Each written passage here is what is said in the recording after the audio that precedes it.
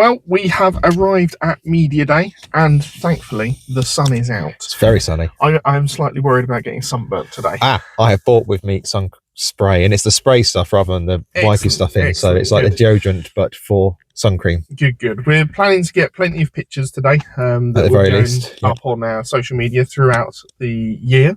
But they'll also be going in our booklet for the season as well, which if you haven't seen from the last couple of years, that will be up on our social media pages for you to go and download and have a look at and keep you up to date throughout the season, basically. But we're going to try and get a hold of as many drivers as possible. We've got a couple lined up already to go and meet with, talk to. We'll hopefully bump into some of the fans out there as well. And we've got stickers on us ready to give out, haven't we? Yeah, it's already quite busy looking at the car park. So I think we're going to see certainly a very busy morning. We'll see how the staying power is as the day goes on. But yeah. We've had a few announcements already this morning. Ricky Collard is joining up with Virtue and Accelerate to be the fourth Hyundai for the season. Again, a late announcement and a little bit of a strange one. Hasn't done, from what we know, any testing with the team or anything. No. So he's going to be jumping in that car today. We assume. Fresh. We assume. So it'll be interesting to see, one, how he adapts and whether he'll bring back some of his boisterous moves, shall we say, that we've seen from previously. It'd be a bold move if he did that today. Yeah, it would. But yeah, we'll see. Elsewhere, we've had the WSR livery revealed. We've also had a couple of livery reveals from sort of Nick Hamilton and a teaser of Ricky Collard's car as well.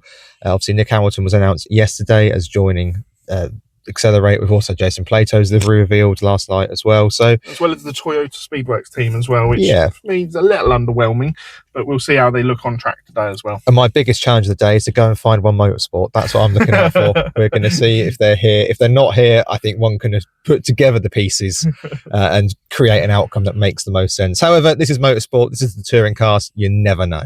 Yeah, we never know. We'll catch up with you throughout the day, but until then, see you later. Let's get to it.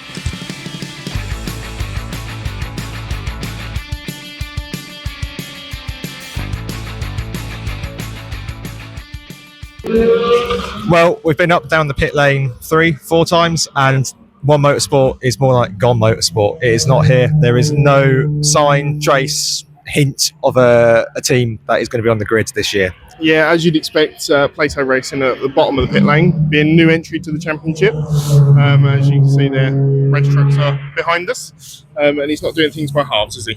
No, everything looks incredibly high key, as you'd expect from Jason, including having an RML chuck here as well. So yeah, but he's at the end of the pit lane, as you say, because it's done on championship order, and there is a conspicuous absence of one. So unless we see something miraculous in the next few days, it's going to be a 21 car grid. Yeah, only two BMWs confirmed. The other one is still up in the trailer.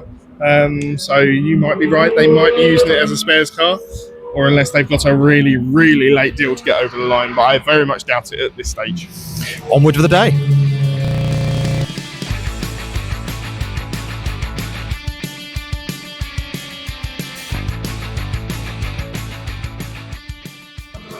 We were lucky enough to catch up with James Doran during the day, and here's that interview now. You join us here with James Doran of Restart Racing for this season, 2026. A new car to yourself. How's it been feeling out there so far? Really good so far, yeah. Nice to experience a different touring car, having only driven one before, but every time we've gone out, it feels good. I'm learning new bits with the setup, and everything we do, it gives good feedback, so I know whether it works or whether it doesn't. And every session, I know it's only testing. I know it doesn't mean a great deal, but every session we're in the mix. So good. So far, so good. And you're in the top 10. I know you say it doesn't mean anything, but on a personal level, for pride, top 10 in the first session, first time we turned the grille, it's got to be good, isn't it? Yeah, exactly. I think if we were driving the car and feeling, the car feels pretty good, and we're last, then you go, that's something wrong. So it's nice to know that we're in the mix. I think obviously next week is when it counts, but we also know that we're not quite found the sweet spot with everything yet as well. So it's still early days. We've done no testing other than Croft and today. So every time we go out, we're changing something, learning more. The team are mega, so I'm really happy there, settling in really well, and it's going to be an exciting year. How much are you leaning on Chris for the support? Obviously, he was in the team last season.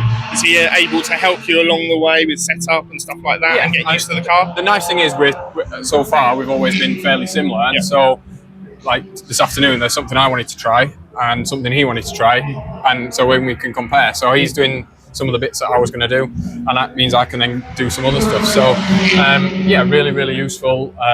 And like I said, Chris is always going to be up the sharp end. So it's nice to lean on his experience. But likewise, my driving style has had a few little differences that then I've been able to help Chris and find him a little bit of time in some corners, and him the same for me. So really nice dynamic so far. So yeah, all good. Obvious question, but Jack Sears has got to be the aim this season, right? To try and take some wins in that and compete. For the overall crown. Yeah, I think there's no reason we can't battle overall, but likewise, Jack Sears is goal number 1. Helping the team to retain independence is goal number 2, and then for me personally, I want to be on that podium overall. So there's no reason we can't. We'll see what happens, but it's touring cars, isn't it? So anything could happen. We've seen with the entry list that the BMWs are under the independence banner this year, so that's going to be an interesting battle in the independents this year. A quite big team coming into what's traditionally been a constructor-backed team into the independent pool. Yeah, and laser tools as well with MB. That's with Gordon and Aaron in the car. Yeah, it's going to be a tough fight for independents, but yeah, I think we're in the right team, definitely in the right team, and I think it's going to be. It should never be easy for any team, so it's going to be an exciting fight. I think we've just got to make hay while the sun shines, literally. But for these first couple of rounds, knowing that we've got a good package and keep the team's momentum from the back end of last year as well. So a few other teams have got new cars, things like that. So I think, who knows? But so far, so good. What are your thoughts on the other new cars that have joined the grid? Obviously, we've had Plato Racing come in with the Mercedes. We've now got the Audi down at PMR. Do you think they're going to be cars that are going to take a little while to adapt to the championship, or come in all guns blazing? Yeah, possibly. I think, at this level, every team is top of the game. So I think everyone's going to get used to the cars quickly. We're seeing that in testing already. The Audis have got some good times in this morning. The Mercs have always been there as well at Croft and here. So yeah, no doubt there'll be a few teething issues, but both teams are top of their game. So I can't see it being long at all. And that's that's part of the excitement for all of us. It's nice to see new cars on the grid, and like I said, the team are used to our car, and hopefully we can maximise on that for this year. But who knows? We'll find out. We'll find out next week, won't we?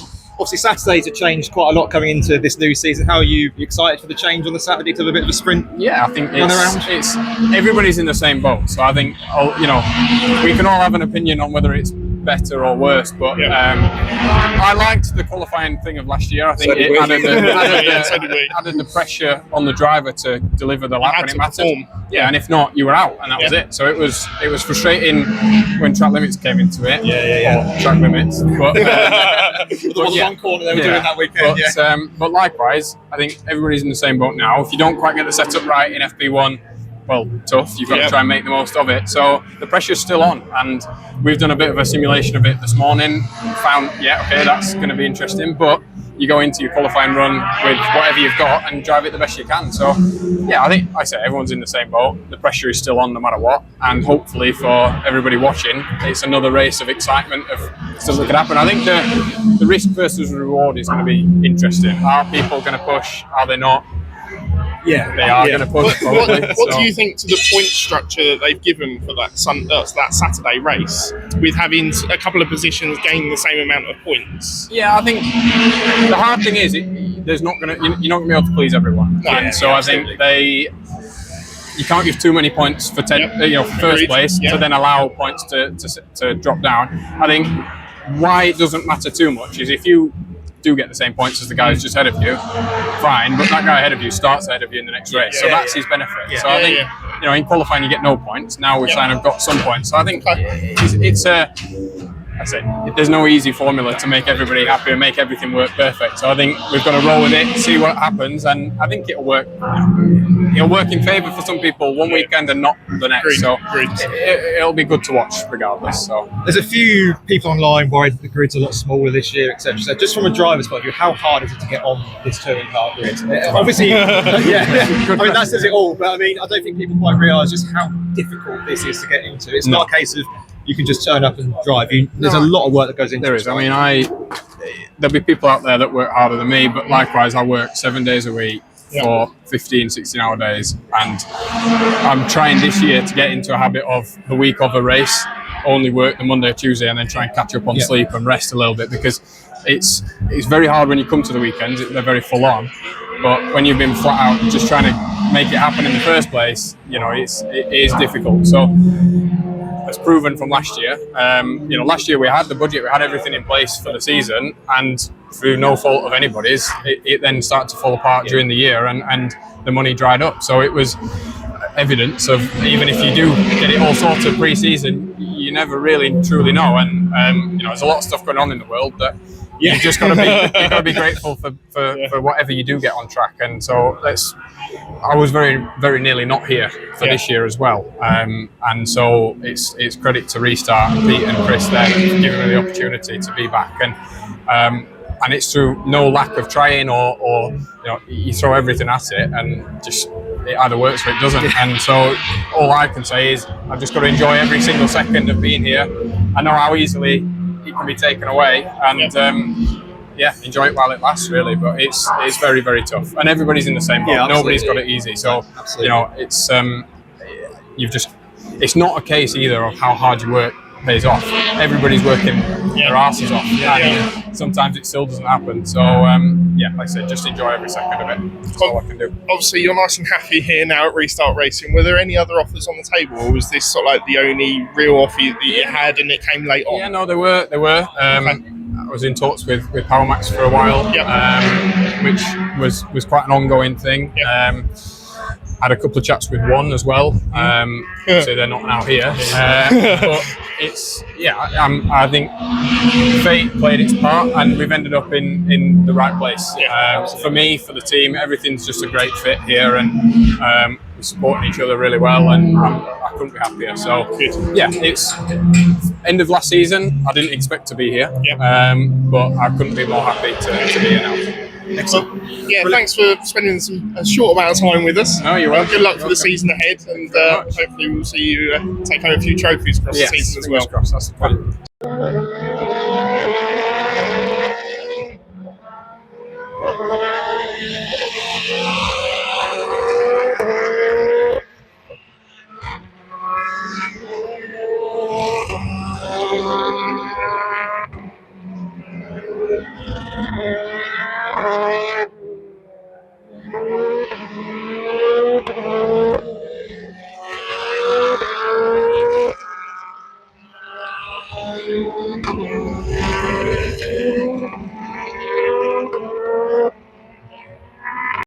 So it's the end of the day at Brands Hatch. We are here with Charles Raver, who sets the fastest time in FP2, which is going to be big tick in the book. Of course it has. Yeah, we missed out on it at Croft by me just not kind of hanging it all on the line, and that was much more of a qualifying style lap. So, of course, I'm very happy that how our whole of our pre-season has been going. It looks pretty smooth from the outside, and obviously you mentioned there at Croft, you weren't quick, but the package as a whole was quick with Daryl's top of the time, and obviously you have top of the times today. It's a pretty good marker to be laying down to the rest of the field ahead of the new season. Yeah, of course it is. I mean, we'll see how we get on at round one, but certainly very happy after today. A lot of teams play funny games, and I know that we weren't playing any. So, I'm very happy, obviously. We'll see how we get on in a week and a half's time. You mentioned that teams do play funny games during pre-season, and stuff. No comment any further than that. Do you see Plato Racing coming into the fold? Obviously, new car and Mercedes as well. Manufacturer backing. Do you think they're going to be challenging you? Yeah, of course. They've got ease their way in. I think they're going to be there. RML know what they're doing. Jason knows what he's doing. Robo knows what he's doing. Adam knows. The engineers. It's going to be a good outfit. It is a good outfit. You can see that already. I've not actually kept up on what I normally go through and check everyone's times and tyres and stuff like that. So I don't know yet what they were doing or where they ended up. But certainly, when I was following Robo a few points today, it's a quick car, and it will be a quick car. So, obviously it's great to have Jason back, and as a team owner as well, it's great, isn't it? It's going to make for a very competitive season, hopefully. Always. Well, Mike, actually, no, it's not. It's a good start for you. That's right. We've got another one. We've got another one. It's quite well there.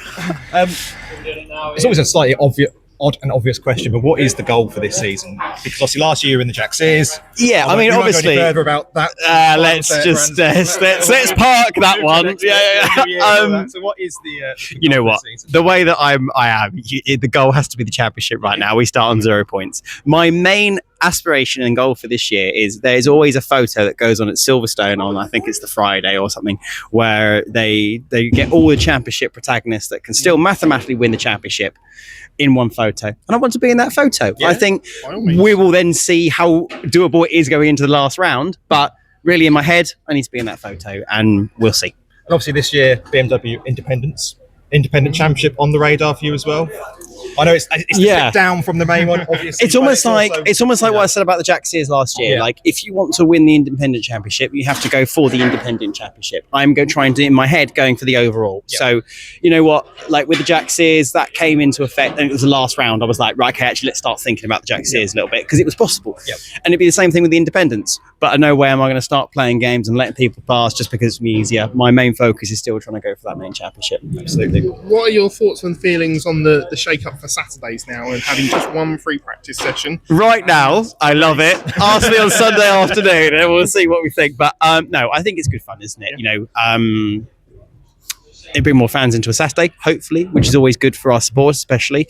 And I normally go quite well in little amount of testing time. So I like to do a lot of prep. We try and hit the ground running as much as we can. And that normally suits me. So we'll see what happens with the first one. But looking at the rule book, I've still got to read through the whole regulations for this year. But looking at the rules during that part, I'm quite excited about it. Excellent stuff. And there's been a little bit of disquiet online. It's a smaller grid this year. We've been asking drivers, I don't think people understand how hard it is to get on this racing grid. Yeah. Without going into specific, how hard has it been to get yourself back on the grid for this year? Honestly. Shrunk to 21 as it stands. Totally. And it's difficult, right? Yeah, it's hard work. Obviously, I mean, I'm incredibly lucky. I've got some amazing partners in Cognition Land and Water, MEV Building Services, DMJ Drainage, CCK. You know, it's that's not bad, is it? But certainly, like, I'm very lucky. You know, that I have some fantastic partners that allow me to be able to do this. But it is so hard to get onto the grid, and it almost frustrates me at times when some people online don't see that, and you start getting hate comments, and you're like, just to be here is incredibly difficult. So give the people that even like aren't winning every weekend a break, and it is incredibly hard to do. Nobody's here by luck. They're here by sheer bloody hard work. 100%. And obviously, like, the teams won't just take anyone. No. You know, like, you have to bring budget, and you have to be quick in the car. So yeah, it's super hard work. I would say, like, the biggest race of the year always goes on from October to April, because it's just the hardest period. It really is.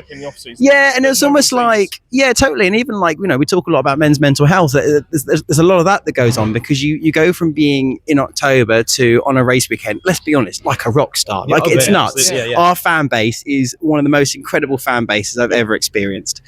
And you go from that to all of a sudden, there's nothing. Yeah, you're not driving, and it's dark, and it's cold. So yeah, I mean, the whole men's mental health. I felt at this point. I became like a recluse in early Jan. I was like, let's give myself a slap around the face. Like, no, like, come on, let's get training, let's get out there, let's get ready to go again. So yeah, it's interesting. It is interesting. But certainly, just to be on the grid is a massive achievement for anyone. Oh, absolutely, completely agree. Have you found many tweaks and bits and pieces today, especially, that you've been able to make on the car to make those improvements, or have there been plenty of things that you've tried that you've actually gone backwards on? Yeah, there was one particular thing we tried on the car today, which I didn't think would work, but actually it did. So that was very interesting. Yeah. For our whole pre-season, big difference to last year, because last year, obviously I was new to the championship, new to the car, new to the team. So as much as I knew people within the team, I was learning what the car does, and it's like, okay, we're going to try a roll center change. I was like, what's a roll center? Or we're going to try a bar change, we're going to try rake, what all these different tools do within the car. And now, taking everything we learned from last year, I now know exactly what all the different changes do and how much of a step each incremental thing is. So I've just got a lot more tools in my arsenal. Yeah. If we have a tricky qualifying session and we've got to kind of make a change for a race for a Sunday morning, I now know exactly what I want from the car and what tool will fix that. So yeah, that should make a big difference through the year. I'm quite looking forward to that. I noticed some bits on the car today when we were looking around that there are a couple of new aero features on it. Eagle-eyed, very good. Just behind those front wheels, where that lower piece of bodywork is almost curved into that arch. 100%. It's very different to the other teams. Is that an edge that you're looking for?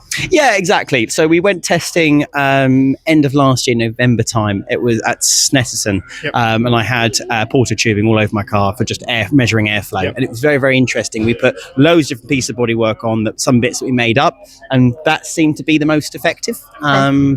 So yeah, I just think it also looks amazing, and with the new headlights as well, it looks so angry. It's good. It's good. Absolutely. And of course, this year you've got Audis and Mercedes. You've got the German trio back on the grid. Sorry. Hopefully, you guys can come out on top. 100%. Yeah, it's very exciting. As you've been here a year now, what circuit are you most looking forward to going back? Obviously, last year you said you're learning at the circuit. You're learning it in this car. Yeah. Now you've kind of got all that information. Which circuit can you not wait to get back to and put all this back in practice? You know what? I just absolutely love Knock Hill. I knew It's just so good. Like the So car. unique, isn't it? Yeah, It's mental, totally. it's mental. 100%. If you were to come over a race circuit now and take that to the port, they go, "What on earth are you doing?" Like, Yeah, something literally. that- no, what do you It's want? when you go through the first corner. Like, obviously, I know a lot of the viewers may not get the chance to experience what it's like in a British touring car around there.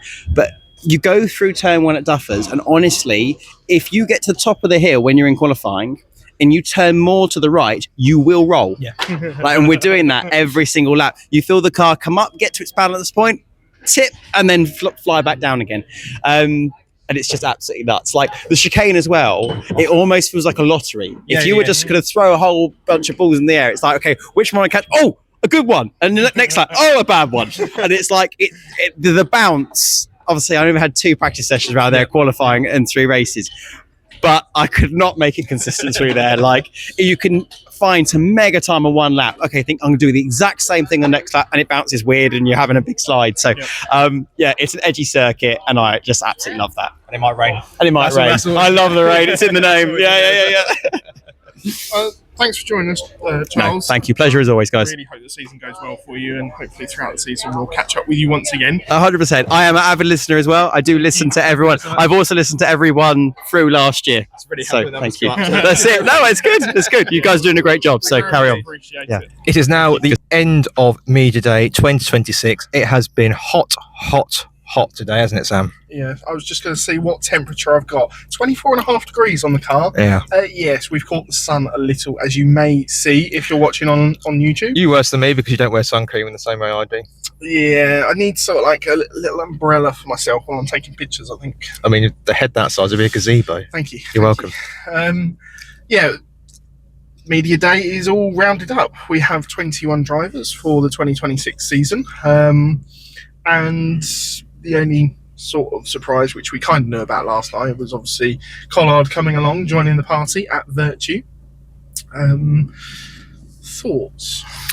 I think that it's been an interesting day. There's been lots of running, so we haven't been able to do as many driver interviews as we did last year because last year it was cold and wet and drivers wanted to have a fair bit of time between sessions. Yes. There's also more setup to try because of the different conditions. Today was glorious and lots of drivers, well, basically the whole grid, got lots of laps. Yeah, there were a hell of a lot of laps. Yeah. Some drivers completed, nigh on probably 100 laps each. Yeah, it said so easily. So in terms of session 2, because that's what I've got up in front of me at the moment, Rainford, it was a session that was bookended by the BMWs. Rainford was the fastest.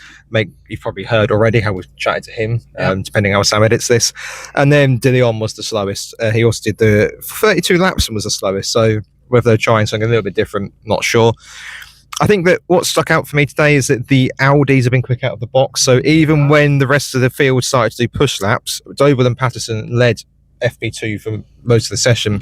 And even when the push laps from the other people came, Patterson was 4th, Doble was 5th. So that car looks quick out the boxes. Doble also headlined the FP1 practice. I think Patterson was 2nd or 3rd in that. Yeah. The Toyotas look quite quick as well. Cook was Cook finished 3rd. However, we did see today both the Toyota, and they're not Toyota Gazoo now, they're Speedworks Toyotas, thank you, with what looked to be puncture issues coming through Paddock Hill Bend. Yes, both of them have had little excursions through the gravel. Cook less so. There are a couple of red flags brought out, 2 due to Hamilton having offs, and then 1 due to Buxton towards the end of the day as well. The Mercedes looked okay. Nothing stunning, nothing appalling. They looked very low, which was a little bit of a surprise. Very much irking back to the like super touring Audis, if you remember those. A lot of the super touring cars actually that sat very low on their wheels. Yeah, I mean, you say it wasn't anything spectacular. I would broadly agree. However, they did finish the day, or FP2, Morgan in 8th and Rowbottom, I can't now see on the 13th. Yeah. So, yeah, I mean, it's different. You've got to take it as a pinch of salt, as Charles said in his interview with us, because Ingram and Chilton finished down in 17th and 18th. Do I expect them to be there come Donington Park in a few weeks' time? Absolutely not. So I think what's important today is that everybody got good runnings in their car, even people like Collard and Hamilton, which will be the first time. I know actually Hamilton did do a test last week, but for Collard, his first time in the car, and Hamilton has had limited running in the car. So it's important they both got out in race trim. As you say, I think the big other stories from here is that there is no One Motorsport on the grid, barring a miracle. I don't see them being on the grid by Donington, and there's no Stephen Jelly or anybody else for that matter at WSR in the third car. What else was I going to make the point of there? I've completely forgotten. It's been a long day. BMW being independent, maybe? That's exactly what it was. Well done. Entry, Yes. lovely. Yes. So confirmation that BMW are for the first time since I think 2014 an independent entry. They did win the title that year, and they'll now be, of course, eligible for both the independent driver and independent team. We'll probably discuss that more in the season preview about our feelings on that. I think that's fair to say. I have some feelings, but perhaps in a sweatbox of a car after being up for near enough 13 hours now probably isn't the best time for me to deliver it. Yeah, we've talked and chatted to a couple of people today that have given us some interesting information that we need to digest and possibly release across the season. But yeah, it'll be interesting to see how the season develops. Very much looking forward to the first round at Donington. We will both be there, of course. Absolutely. And in the back of my mind, I'm still going, oh yeah, it's going to be between Sutton and Ingram. But the rest, I really don't know.